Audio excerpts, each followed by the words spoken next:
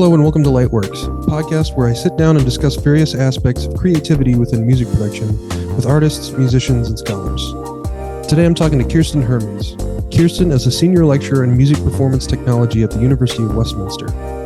Her research is contributing towards measuring and modeling perceived quality of music mixes. She's also a music producer and electronic artist herself, going under the name Nyokee, and she recently just released a book with Routledge Publishing called Performing Electronic Music Live. Here is my conversation with Kirsten. Enjoy.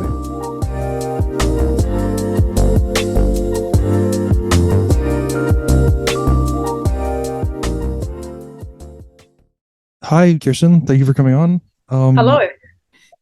Yeah, so what was your musical upbringing like leading to what you do now? Oh wow, that's a really long story. So I first started I know, right? It's always like I don't remember. No, but basically I started playing violin when I was 6 years old. So I kind of started off from a very sort of classical background, played in various orchestras, did all that. But when I was about 17, I realized I really kind of want to write songs. I learned piano as well, but I got to a point where I really wanted to sort of create whole arrangements and not just kind of play. I mean, I love playing violin, but it's difficult to sort of, play 10-track harmony or drums on the violin, obviously. So I was kind of a bit restricted in terms of creating, sort of having complete production. So that's what got me into production. And I'm from Germany, so at the time, I mean, this is a while ago, but at the time I didn't really know many people that were into production. It wasn't like as popular as it is now.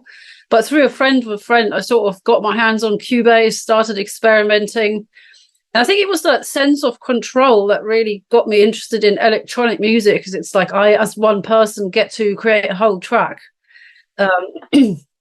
Yeah, and then, went to uni, studied production, eventually did my PhD in sort of sound perception, because I was really interested in, automatic mixing and how humans actually perceive quality in electronic music or in music mixing in general. And I don't know, it just kind of kept evolving into different directions. Like now at the moment, I'm kind of creating, I'm quite influenced by games, by the games industry, by things like anime and all the kind of nerd culture, which I think is just because of the friends that I have. So I've been creating music with retro games, consoles.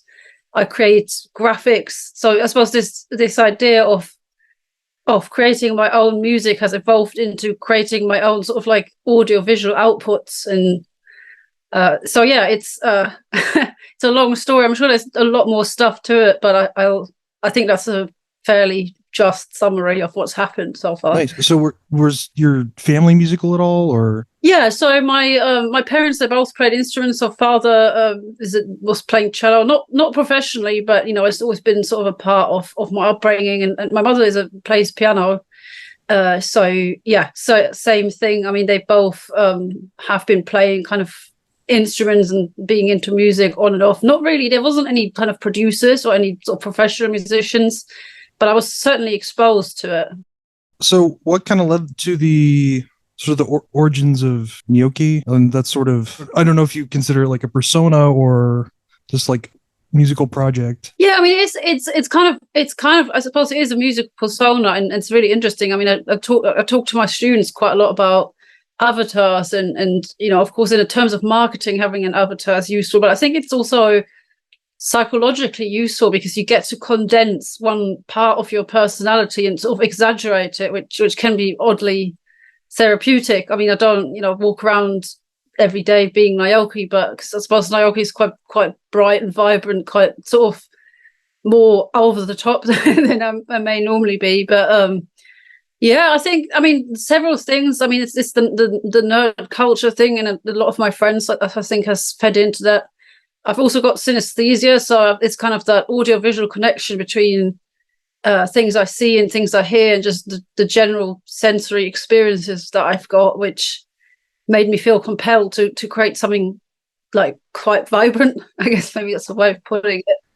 Well, you said your influence was games. I'm just wondering, what are there any specific games, or specific game soundtracks or anything like that? Yeah, I mean, I think just the idea of video games in general is interesting, because I like the fact that or just 3D graphics are interesting for me because you get to create your whole own world from scratch, which I'm trying to do. And I like games where that theme plays a part. So I mean, I'm a huge Minecraft geek. Nice. Yeah, I love playing Elder Scrolls, which is like, I mean, I don't know if the listeners of this podcast know that much about games, but generally, I guess I like games that allow for a lot of exploration of really big worlds that I can just sort of like walk around in and do stuff. So yeah, that kind of thing. It's really interesting to me. So is it kind of like the more, because you said, yeah, I'm thinking just like Skyrim and also Minecraft. Is it just kind of like the ambient nature? Yeah. Of those tracks, especially. Yeah, and I love the soundtracks of those games. I wouldn't say that my music sounds anything like those soundtracks, but it's definitely, I think it's like a great space to just sort of relax and explore my creativity, and also in terms of just the visuals of those games, which I really enjoy. I mean, there's a couple others as well. I suppose like things like Stardew Valley was one I played I played for a while. Again, it's kind of quite you can build your own stuff, and the Sims, similar thing. I like Animal Crossing, all of those kind of like games where you're sort of free to do what you want. I think that's something that I really like. I don't know, that's interesting. Well, because there's like a layer of sort of this is not necessarily like interactivity with the music itself, but the music sets up that sort of like open feeling, I guess. Yeah. For interactivity. Yeah. Yeah, no, it does. Do you play any games? Oh yeah. I mean, I've been into like Ludo. Well, I've done some stuff in like ludomusicology and whatnot, but I had a housemate who was like a game designer, and oh, great. Like I was a fairly casual gamer, and then once we started living together, it was like knee deep in just the actual like that's all we would talk about all day. And then that's just like, I guess it's a sort of secondary research interest, but also just something. If I'm not writing music, I'm probably playing games. Oh, awesome! Yeah, that's probably what I'm doing. So yeah, and then I suppose by extension, the thing that I'm beginning to be interested in. I mean, I need to do way more research, but like I suppose you have all this stuff with performing in VR and like creating. And I know some friends called Cynthia. They're sort of two sisters from Boston, and they've created, or they've worked with someone to create this virtual spaceship. So they perform in VR in this spaceship, and they've got their avatars that are sort of motion controlled, and all of that stuff I find really fascinating, because it's just so expressive and kind of weird at the same time. Yeah, I knew someone who's working with a few others. There's like a VR lab in Bristol, and there was a game that he was playing around with where it was like virtual instruments that you could pull out, and he made a point that I'm constant, and we kind of had arguments about. Or he was like, because a lot of the instruments in it is, it's just like a keyboard, drums, basic stuff.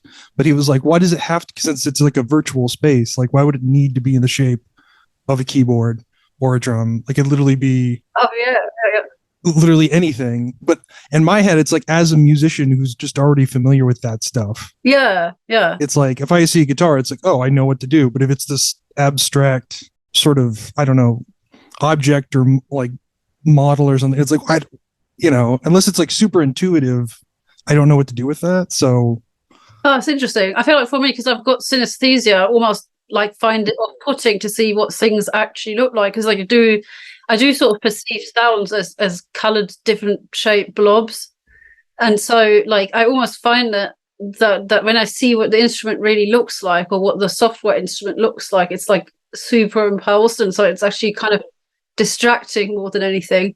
Like, for example, what sort of annoyed me is that in the current version of Logic, there's like, you can color your tracks in different colors, but you used to have like a wheel where you could pick any possible color, but now you can no longer have sort of pale colors. And that sort of bothered me, because I can't for me, there are some really clear representations of what sounds would look like, but I think it's probably quite personal, not necessarily something that like other people would perceive in that exact same way. That's just really difficult to even design, like in any sort of game space, because then it's like, because like you said, it's so personal that it's like you would have to do it yourself almost. I don't know. Yeah. And I've definitely seen like certain artists do similar things like that. I think maybe like Bjork and Yeah. other people. I don't know. Like that's definitely like an avenue, but like that's, yeah, because music expression is so personal, it almost kind of has to be, a very specific thing. Anyway, so I wanted to talk a bit about your new book that just came out recently. Um, Yeah, sure. so performing electronic music live.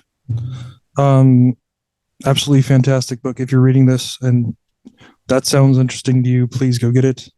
It's brilliant, brilliant stuff. Thank you. So what about kind of the production process when you're, creating a track, do you enjoy the most?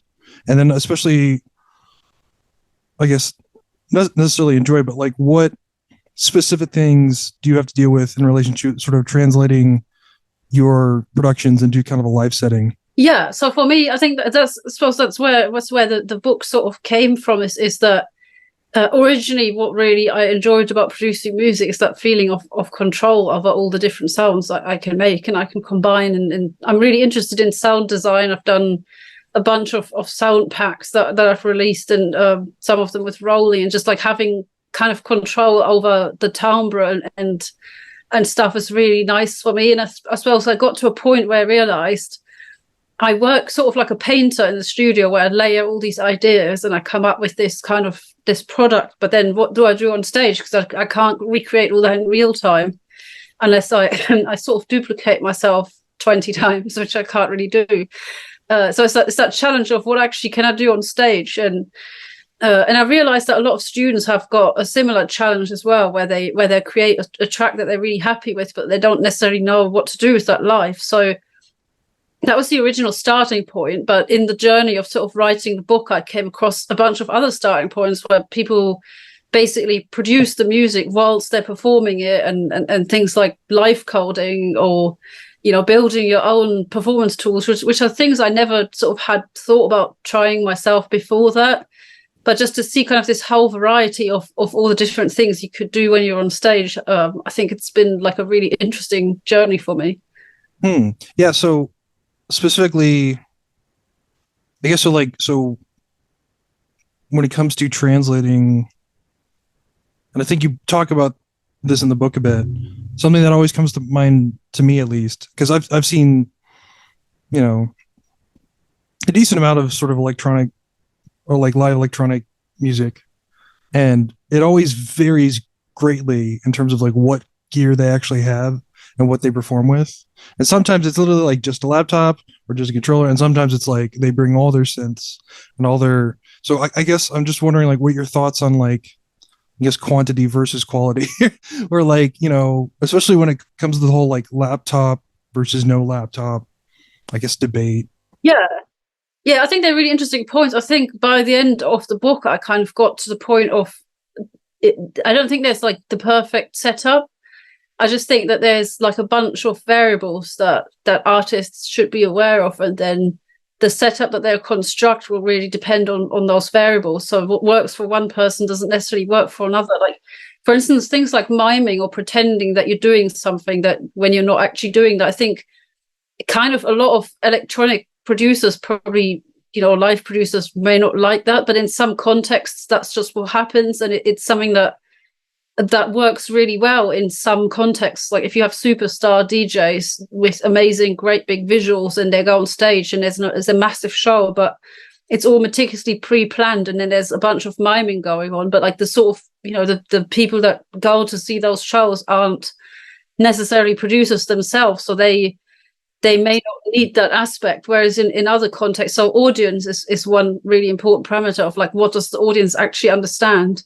Then it's like, do you want to improvise? Like, is it actually worth improvising in the scenario that you're in? So I think a lot of mainstream artists have so much tech and so much power behind them that it's not always really easy to sort of set up a system for improvisation. Whereas in some other context, I mean, obviously very much depends on the artist. I'm talking about, again, kind of like very, very mainstream scenarios, but there's other scenarios where improvisation is really, really important, like in live coding, where it's, where the audience is very, very much attuned to what happens behind the scenes and tries to kind of deconstruct that.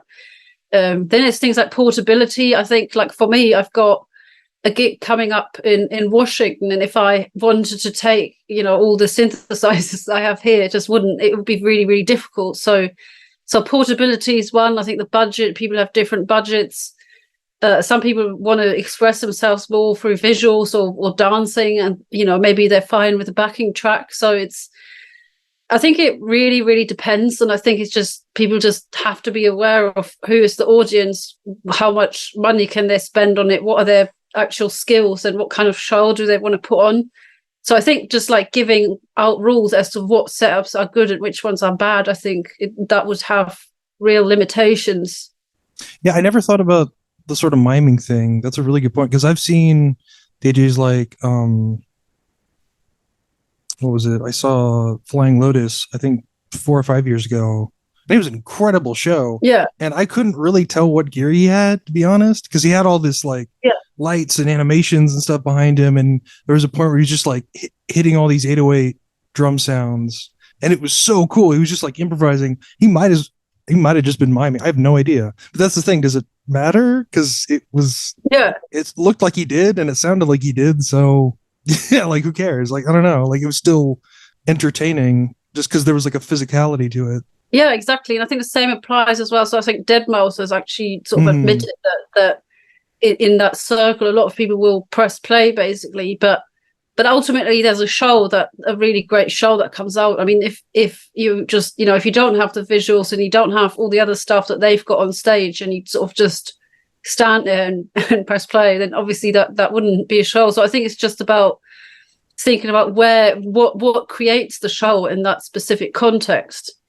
And for some artists, that might well be creating all the sounds from scratch, and everything that you hear matches everything you see, and it's all, you can deconstruct it, and there's something kind of happening that's very much live. But I think for other artists, the show may just be the overwhelming kind of volume and look and sound that you get, and just the kind of, I suppose, the vibe that they're creating. I saw a Deadmau5 not too long ago as well. I think it was before the pandemic and stuff. And it was kind of the similar vibes where it was like, I couldn't really tell what his gear was, but also I didn't care. Like, it was a good show. He was up there with the helmet and everything. And it was a good time. So in terms of that is an interesting thing, because as a performer, as performers, like, as, both of us, I've certainly probably have significantly less experience, but, I've definitely stressed out about like, oh, should I bring this? Like, what kind of, you worry about what kind of variables you should bring. Because it's like, should I bring this? Should I bring my saxophone? But then if I bring that, would I bring the sampler here? But then when you're an audience member, it's just kind of like, I don't know, if it sounds good and it looks cool, that's it. And I think there's so many different ways that can go. I mean, I've experienced some very strange and wacky things that are just so unique that they're just fascinating. I went to this very small chiptune festival once in Denmark on this island called Bornholm. And I met this girl who basically had created her own sort of synthesizer that responded to sort of touch. But instead of touching it, she sort of collected a few snails from the field beforehand, put them on. They all survived. They were all put back in their natural habitat afterwards. But it just created the weirdest and craziest kind of sort of glitch sounds. and it was very fascinating. So I think, so it's really down to like the artistic expression, isn't it? The Snail Symphony Orchestra. Tune orchestra of just snails. Yeah. That's awesome. I mean, it's mental. I've come across people making sound on vacuum cleaners, and people having kind of things implanted and whatever, like anything that you could imagine. Like, someone's probably had an idea and done that. Do you watch there's this guy, Look Mom No Computer, on YouTube? Yeah. He made like an organ out of like 100 Game Boys or something, and it was just like, I wish I had that kind of time. Damn. I know. That's serious dedication. But it's entertaining, it's it's great. Especially when, on an acoustic sense, we really kind of have this idea that anything can be an instrument, really. Yeah. But in an electronic sense, I think that's also the case, because if it can produce any sort of tone or rhythm, then that's kind of all you need. Yeah, exactly. Yeah. With your book, what are you kind of hoping to see change in terms of like music production education, in terms of like, the years going forward? Like, I feel like more and more, institutions, schools, colleges, universities are like kind of offering music production as a sort of either a degree or as just something that really at this point should just be as standardized as like just learning piano or something, or just basic music theory. So what are you kind of hoping? I mean, that's just kind of my idea, of course, but like, what are you kind of hoping happens with that sort of the future of, I guess, of music production education?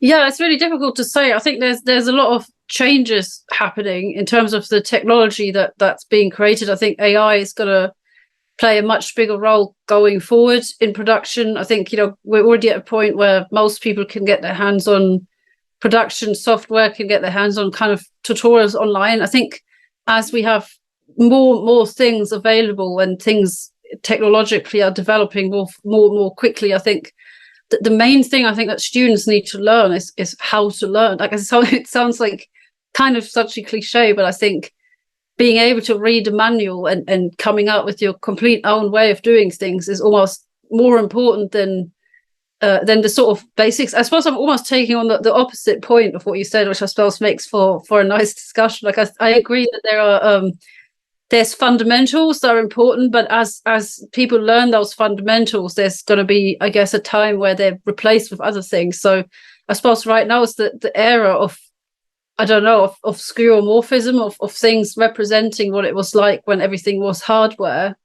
But I imagine the future will be more about perceptually informed audio tools and just saying, I want this to be mixed automatically. I want this to sound brighter. I want it to sound fatter. And then the tools will somehow kind of do that. So I think the way tools work may drastically change. And I think that what's important is that the students learn how the stuff works now, but then creatively think of other ways in which the stuff could work but doesn't yet, if that makes any sense. So I think that's really important. It's just, something as basic as knowing how to read a manual, I think is a skill that's often kind of undervalued. It's just saying, okay, here's a manual for a new synth, learn it, and then make your own innovative thing with that. Rather than saying this is kind of the core amount of tools that you must know how to use, and then tomorrow a new tool comes out, but they haven't been taught how to use it, and then they're stuck. So I think for me it's really learning how to learn and learning how to be innovative in what's kind of becoming a more fragmented and diverse landscape, because it's just so openly available to everyone now. Yeah, and something I was thinking about and it's something that's really, really difficult to teach, is sort of whether, I mean, you can teach what is like correct, this is the right way to do something, but in terms of like what the student actually likes, like what their taste is, and it's like that's not something you really teach. It's something they have to kind of figure out for themselves. And it was something that when I was getting into making beats and stuff, it took me kind of ages to really figure, okay, what do I like? Like, I know what other people like, and I know what's correct, quote unquote, but like, what do I actually want to make? And that just takes a long time to kind of figure out. Yeah. I guess what's correct, can sometimes depend on the context as well. It's like, traditional music mixing, I suppose, is a place where there's very established rules, which I love. It's, they're definitely worth learning about, but then also sometimes the most successful people end up sort of breaking those rules. So it's almost, it's a tricky one, because I think in order to teach a certain way of thinking, you do have to start off with rules, and then you have to sort of break them. You can't skip that step sometimes. And you can't, I agree, it's difficult to figure out what you like unless you've been almost pushed to do something that you then sort of knew you didn't quite like, and then that made it clearer as to what you do like, whereas if you just have every single possible option, it's almost like that choice paralysis of like, what is it that I should do within all of this? Yeah, you get stuck in a weird way, especially when you have. I think that's the unfortunate kind of downside of DAWs nowadays is that it's so overwhelming the stuff you can do now that it's hard to even figure out like what do I do then? Like you almost need some sort of limit, and I guess you know that's the thing to do. Kind of like as educators, be like, okay, let's start from like something very very basic, and basically putting limits on yourself. Yeah, this is it. So you almost have to teach it in a fairly restrictive way of these are the 10 steps of what you should do. And then once they've learned that you didn't actually tell a lie, like, these are 10 possible steps, and now I want you to come up with your own 10 possible steps. But yeah, it's a lot. I think there's a lot of psychology in that. I think if you start with the end point, it's very difficult to convey that. So yeah, so I guess you have to start with some kind of standards, but the problem is figuring out what those standards should be. And that's that's completely up to the individual. I was thinking about how like just like especially like in the early 90s, just like old samplers that had like 5 second of sample time. You had these people creating all these like crazy break beats and stuff, and a lot of that stuff is like pretty straightforward, like drum and bass. It's called drum and bass because it was literally just drum and bass. Like, and that's because it was like, this is all that can actually fit on a floppy disk. Let's just go with that, and that was the limit. Yeah, and I think almost it's more difficult to work when you have this endless kind of choice paralysis. Which I think is part of the reason why I've started using a Game Boy to make music after having done a PhD in kind of audio signal processing and like learning all about DAWs. I was really craving something like very restrictive. So that was like a really interesting time to explore that. I think a lot of academics actually get to a point where they try to make music in very restrictive environments, or they try to create everything from scratch in something like Maximus P because they just want that challenge of things to not be so widely available and so easy to use, I think. Yeah, exactly. Kind of change the topic, but not really. So you've done a lot of performance in is it kind of mainly the London area? It's funny actually, because I think London is probably one of the places I've performed the least, and I think that's because I'm part of this strange kind of global niche where in every given kind of city or place there isn't going to be that many people that are into it, but then sort of they're just like scattered across the world. So it's kind of I've performed. So most of the anime conventions I've played at, they were like more in sort of up north. I've done a few things in London. So I did Hyper Japan, which is like a Japanese culture festival. I've got Comic-Con coming up, which is fun. And I think like other than that, I did a few little bits around London, but then a lot of it's abroad as well. So I've done that sort of thing in Denmark when I went to the Chiptune Festival. I've played in Paris. That is like a kawaii cafe where I did a gig. I've got a place, I don't know if you're into games, maybe you've heard of Magfest, which is like a game. So I'm playing there in January, so I'm quite excited. Yeah. Yeah. So quite excited about that.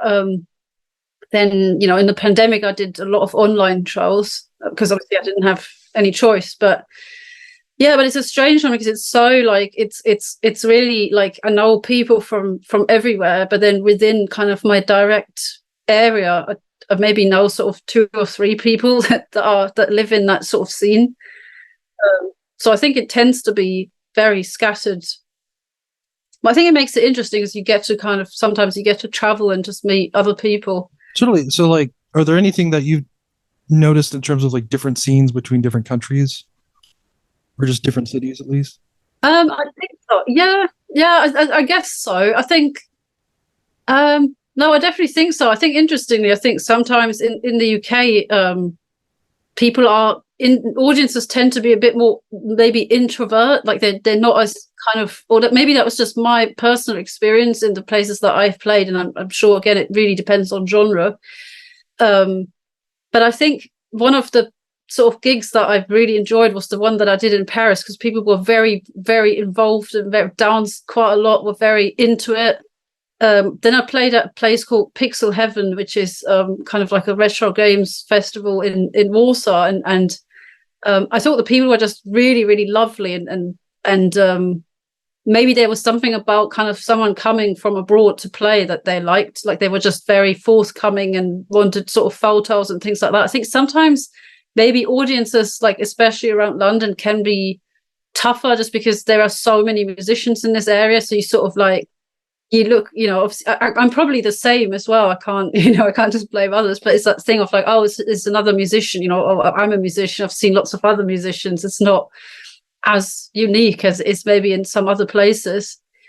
But I wouldn't say that one place is better to play than another. I think each place comes with its own sort of challenges and also nice learning experiences. But yeah, so see how it is in Washington, I guess.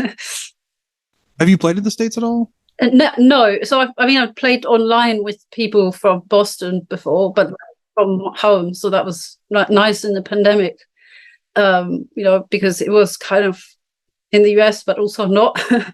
It's just, it's interesting too, because a lot of that sort of like 8-bit chiptune sort of, I feel like it kind of started as a sort of online culture, and then that's sort of, it's one of the many sort of like online genres that are now like sort of in the real world. And because of that, there's going to be a lot of crossover, a lot of similarities in terms of like, it's, I don't know, what's the term, like where it's like both global and local at the same time. Yeah, exactly. Yeah, no, I agree. And I think, it's actually probably one of the genres that were quite well prepared for things like streaming gigs in the pandemic.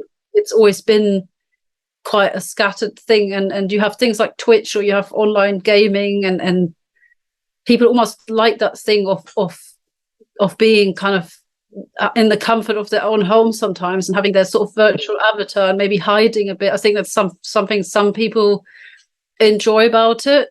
But I think ultimately people also love to create very ravey and danceable music. So it's nice to being able to do that back in person again.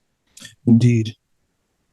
Just to sort of close things off, like what are you working on? Well, either musically or academically, just both, either or right now.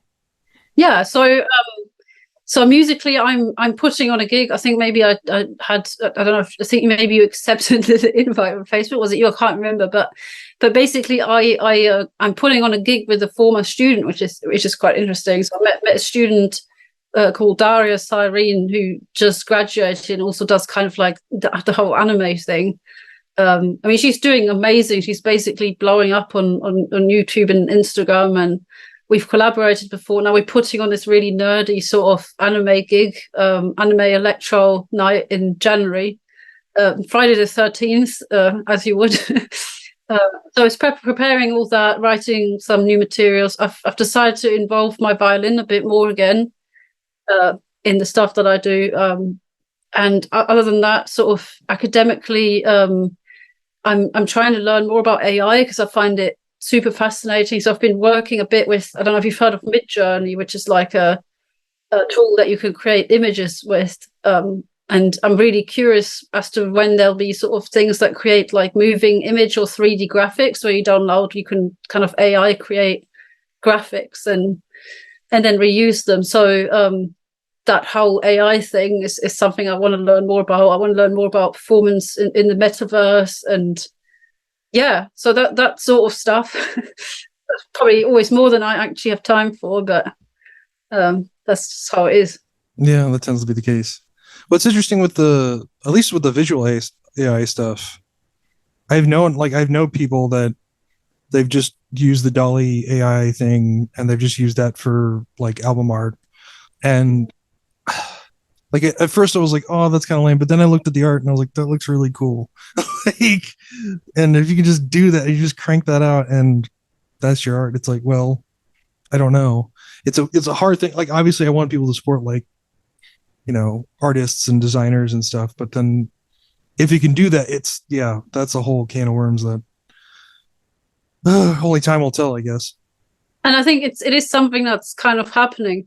One thing that I find interesting is I read this book by Daniel Zuskind, which is about kind of AI replacing a lot of jobs, called a world without work. And obviously that's the kind of depressing side of things. But one really important point is that AI can replace creativity, but it could also complement creativity. And I think it's that second aspect that I'm much more interested in, is having it kind of in as like another band member or as a collaborator rather than doing my stuff instead of me.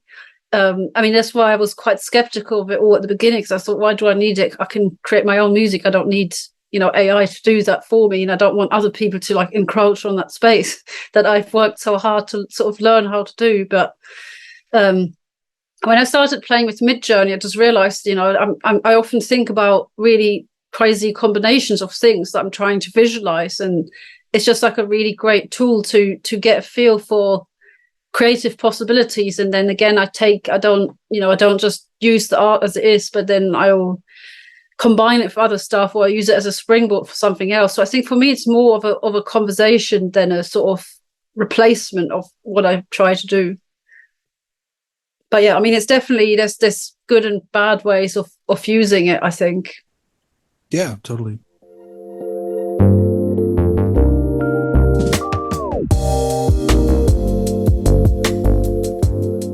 All right, that was my talk with Kirsten. That was really, really interesting stuff, talking about music and a little bit about video games as well. That was nice. If you like this and you'd like to hear more, make sure to listen to Lightworks. Go follow us on Instagram, Facebook, and listen to us wherever you listen to podcasts. Thanks for listening. Bye.